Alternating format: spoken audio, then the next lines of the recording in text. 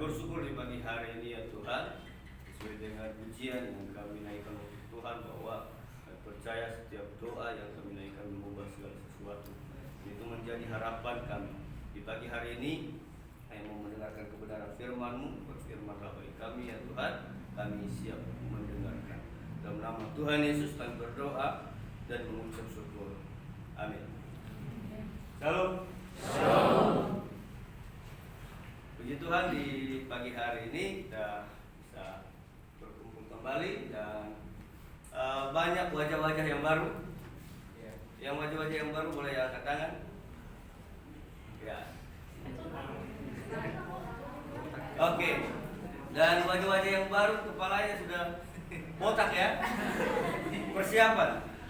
Termasuk Pak ini atau tidak? Oke. Ini yang lama. Oke, baik.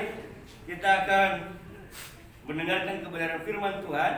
Mari kita buka Alkitab kita dari Kisah Para Rasul pasal 5 ayat 1 sampai ke 11. Sekali lagi Kisah Para Rasul 5 ayat 1 sampai yang ke 11.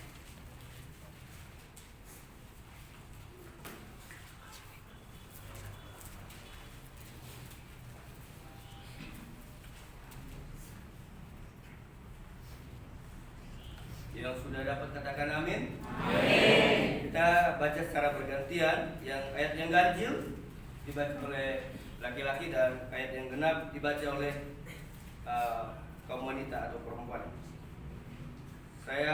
Kita akan mulai setelah saya baca perikopnya. Ananias dan Safira, 2, 3, ya. Ada seorang lain yang bernama Ananias. Ia beserta istrinya Safira menjual sebidang tanah. Dengan setahu istrinya, ia menahan sebagian dari hasil penjualan itu dan sebagian lain dibawa dan diletakkannya di depan kaki rasul-rasul. Tetapi Petrus berkata, Ananias, mengapa hatimu dikuasai iblis, sehingga engkau mendustai Roh Kudus dan menahan sebagian dari hasil penjualan tanah itu? Selama tanah itu tidak dijual, bukankah itu tetap kepunyaanmu? Dan setelah dijual, bukankah hasilnya itu tetap dalam kuasamu? Mengapa engkau merencanakan perbuatan itu dalam hatimu? Engkau bukan mendustai manusia, tetapi mendustai Allah.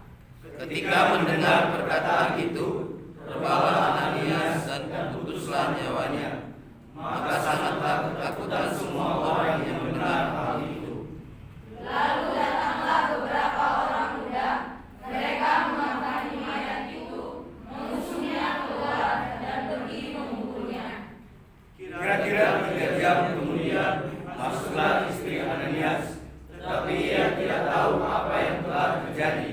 Kata Petrus kepadanya, katakanlah kepadaku, dengan harga sekiankah tanah itu kamu jual? Jawab perempuan itu, betul sekian. Kata Petrus, mengapa kamu berdua bersepakat untuk mencuri roh Tuhan? Lihatlah, orang-orang yang baru mengurus suamimu berdiri di depan pintu, dan mereka akan mengusung kau juga keluar. Lalu berbalah perempuan itu seketika itu juga di depan kaki Petrus dan putuslah nyawanya. Ketika orang-orang muda itu masuk, mereka mendapati dia sudah mati. Lalu mereka mengusungnya keluar dan menguburnya di samping suaminya. Maka sangat ketakutanlah seluruh jemaat dan semua orang yang mendengar hal itu. Amin. Bapak Ibu Saudara yang dikasihi Tuhan, ini adalah kisah Ananias dan Safira. Pada jemaat mula-mula, di jemaat mula-mula, cara hidup jemaat pada waktu itu mereka sepakat, mereka sehati. Semua apa yang mereka miliki, mereka jual. Mereka jual, lalu mereka membawa kepada Rasul untuk dibagi-bagi secara bersama. Jadi pada waktu itu mereka tidak ada yang berkekurangan.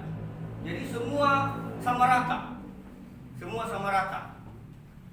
Misalnya pada kesempatan pagi ini kita kumpulkan semua uang yang ada di kantong kita, lalu kita bagikan sama rata. Akhirnya tidak ada yang lebih, tidak ada yang kurang, sesuai dengan keperluan. Nah, mungkin pagi ini kalau boleh kita boleh langsung kumpulkan duitnya, biar seperti pada jemaat mula-mula. Oh tidak, agak berat ya. Ada yang tebal, yang tipis ya oke-oke aja. Ya, yang tebal mungkin nanti dulu. Ya. Bapak Ibu Saudara yang dikasihi Tuhan, Ananias ini saya pikir merupakan orang yang dekat dengan Rasul. Karena rata-rata dalam Alkitab nama yang disebut adalah nama-nama yang terkenal, nama-nama yang berpengaruh.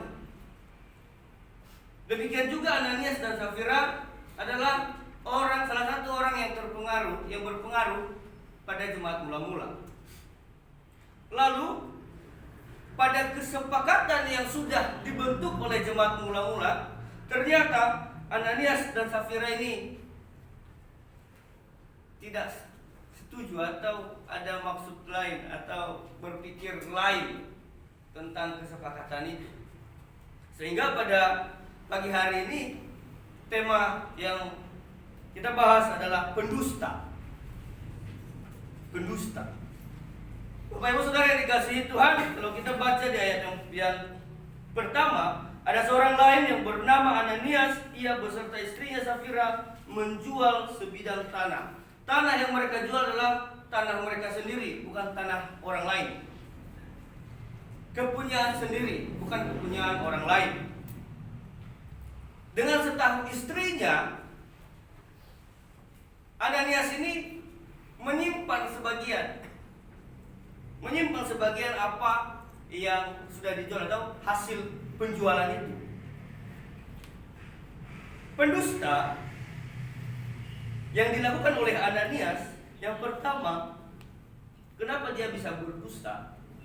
Kenapa? Karena memiliki keinginan. Rata-rata orang berbuat dosa karena ada sesuatu keinginan. Keinginan apa? Merasa berkekurangan. Ananias ini merasa berkekurangan. Kalau saya berikan semuanya, berarti dibagi rata. Nah, saya tidak lebih. Padahal ini tanah punya saya. Nah, ini tanah punya saya. Kalau dibagi rata, saya rugi dong. Nah, ini apa matematikanya orang-orang ekonomi, ya kan? Saya rugi. Kok bagi rata padahal ini punya saya. Saya capek sudah bersihkan ladang ini, nah segala macam sudah saya rawat, saya jual, lalu bagi rata. Enak aja. Nah, enak aja. Yang lain bisa dapat sama, padahal saya yang capek. Hitung-hitungan. Ya. Kemudian ada keinginan berdosa karena butuh. Saya butuh. Orang biasa berbohong karena sesuatu, karena memang butuh. Karena butuh. Ananias dan Safira melakukan dusta, menyembunyikan sebagian apa hasil jualan mereka, ya, yang berakibat fatal nanti di ayat berikutnya. Bapak Ibu Saudara yang dikasihi Tuhan, kebanyakan karena sesuatu kebutuhan atau keinginan yang kita inginkan sebagai manusia, kadang-kadang kita berbohong, apalagi dalam dunia kerja, ya, menyembunyikan sebagian. Biasanya kalau dalam transaksi jual beli, kalau dia perusahaan, dia pesan barang harganya 2.000, nyampe di kantor 3.000. Nah, beda, laporannya beda. Nah, kalau Ananias ini mengurangi, kenapa? Karena keuntungannya. Nah, ini juga keuntungan, kita membeli barang lalu kita laporkan dengan harga yang lain. Nah, itu hampir sama dengan ini. Hampir sama dengan ini. Makanya ada satu cerita di surga, ada satu proyek. Lalu malaikat berkata, "Hei, malaikat yang di bawah, kita mau buat jembatan antara neraka dan surga." Lalu setuju dengan dengan yang orang-orang yang di bawah. Oke, setuju. Mereka buat jembatan. Oke, 2 bulan ya, sudah harus selesai. Jadi kita setengah-setengah, separuh-separuh sehingga ketemu ada jalur nanti. Lalu tidak sampai 2 bulan, yang dari bawah sudah selesai, sudah sampai di tengah. Dia teriak, "Woi malaikat, udah selesai. Kok kamu belum selesai?" Lalu malaikat bilang, "Bagaimana saya bisa selesaikan? Orang-orang yang proyek semua di bawah." Kenapa? Karena dilakukan dengan orang-orang berbohong semua di bawah. Bagaimana yang dari surga bisa berjalan? Nggak ada orang yang ahli bagian proyek itu. Semua yang proyek di bawah. Bapak Ibu yang dikasih Tuhan, keinginan untuk berdusta, sekali lagi saya katakan, karena merasa berkekurangan, merasa kurang. Padahal di perikop sebelumnya menjelaskan bahwa mereka tidak berkekurangan, mereka sama-sama. Hal itu dibagi sesuai dengan kebutuhan masing-masing. Ya. Ananias ini merasa berkekurangan, haus, ya, tamak. Kemudian yang kedua, kompromi. Yang kedua, dengan setahu istrinya. Nah, biasanya kalau korupsi kecil mungkin ya 1.000-2.000 atau mungkin tidak perlu kompromi ya dengan teman. Tapi kalau udah masuk ke puluhan juta mungkin perlu kompromi dengan teman, karena ketahuan, bisa dihitung nanti pas kelihatan. Harus pentingnya kompromi. Berarti harga jual tanah ini bukan sedikit. Ada kompromi, ada kerjasama antara suami istri. Nah, ini harus dihindari. Kita punya teman ya yang suka kompromi dengan hal-hal yang tidak benar, kita mesti hindari. Ya. Kadang-kadang juga kita, oh iya bagus juga ini, lumayan untungnya. Ya. Atau dari sisi tugas, kompromi. Yang satu kerjain, yang satu cuma bebas deh. Nah, di situ ada salah satu dosen lapor ke saya. Ada mahasiswa yang tugasnya sama, titik komanya sama, semua sama. Nah, ini salah satu kompromi. Ada kompromi, ada negosiasi. Kalau kita buat ini, kita untung segini. Nanti segini sama aku. Ada kompromi, ada negosiasi, ada persetujuan. Kalau setuju, kita lakukan. Kalau tidak, saya cari orang lain jadi teman. Nah, berdusta. Kemudian ada eksekusi. Setelah ada keinginan, lalu ada kompromi, ada negosiasi, saling setuju. Ananias dan Safira eksekusi, pelaksanaan. Ada pelaksanaan terjadi. Mereka datang kepada Petrus. Lalu Petrus berkata, "Ananias, mengapa hatimu dikuasai iblis sehingga engkau mendustai Roh Kudus dan menahan sebagian dari hasil penjualan tanah itu?" Dia sampai kepada Petrus. Dia sampaikan hasil jual tanahnya itu hanya sebagian, tidak seutuhnya. Lalu Petrus menjelaskan, kalau misalnya Ananias tidak menjual tanah itu, bukankah itu punya kamu sendiri?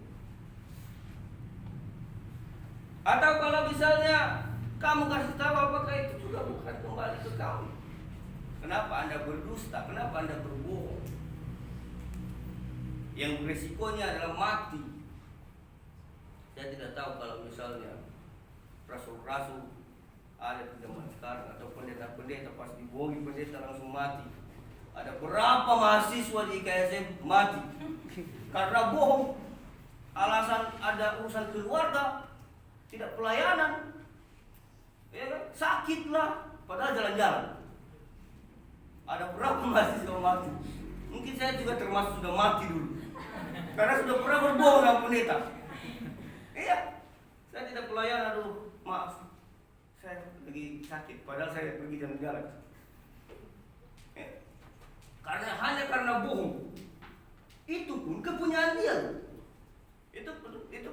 kepunyaan dia.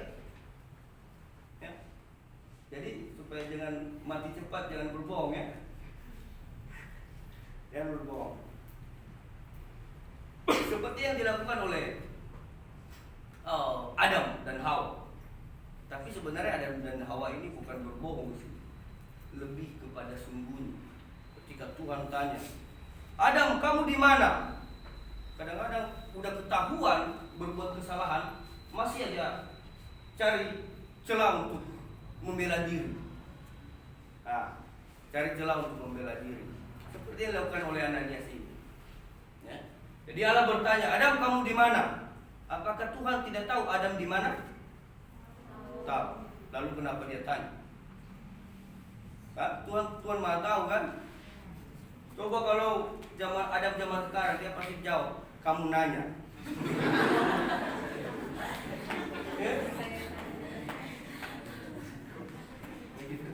Udah ketahuan, udah tahu masih aja mencari celah supaya bagaimana supaya saya selamat dari kesalahan saya ini. Itulah sikap manusia. Dia sembunyi. Itu yang dilakukan juga Safira. Dia tidak tahu apa yang terjadi pada suaminya yang mati konyol hanya karena berbohong. Lalu dia melanjutkan itu, akhirnya resikonya juga sama yang dialami. Ya. Jadi Bapak Ibu Saudara yang dikasihi Tuhan, di jemaat mula-mula ini memang sangat ketat aturannya. Ya. Ada kesepakatan. Ketika ada janji yang sudah dijanjikan, silakanlah tepati. Ya. Mungkin tidak mati mungkin. Ya. Ada sesuatu janganlah berbohong. Mungkin sekarang tidak langsung mati. Ya. Tetapi saya mau sampaikan bahwa kejujuran itu sangat tinggi nilainya. Ya, kejujuran itu sangat tinggi nilainya. Ada banyak orang melakukan segala sesuatu untuk mencapai keinginannya dengan hal yang tidak jujur. Ya, melewati jalur-jalur yang kurang berkenan. Ya, sekali lagi saya sampaikan bahwa kejujuran adalah nilai yang sangat tinggi. Bagi mahasiswa baru juga, ya, kejujuran adalah nilai yang sangat tinggi. Biasanya di sini mahasiswa baru yang mau sampaikan bahwa kalau pacaran diam-diam udah ketahuan ditanya, mau pacaran? Tidak. Tapi kok kalian dekat? Kami berdoa pada Tuhan, semoga ini kami nanti jodoh dan kami menjalin hubungan pengenalan. Tapi tidak pacaran, Pak. Padahal apa yang disampaikan mengarah ke pacaran. Ya, sudah ketahuan masih aja berbohong. Ya, sampaikan dan katakanlah yang sejujurnya. Demikian firman Tuhan, mari kita berdoa. Kami mengucap syukur Tuhan di pagi hari ini.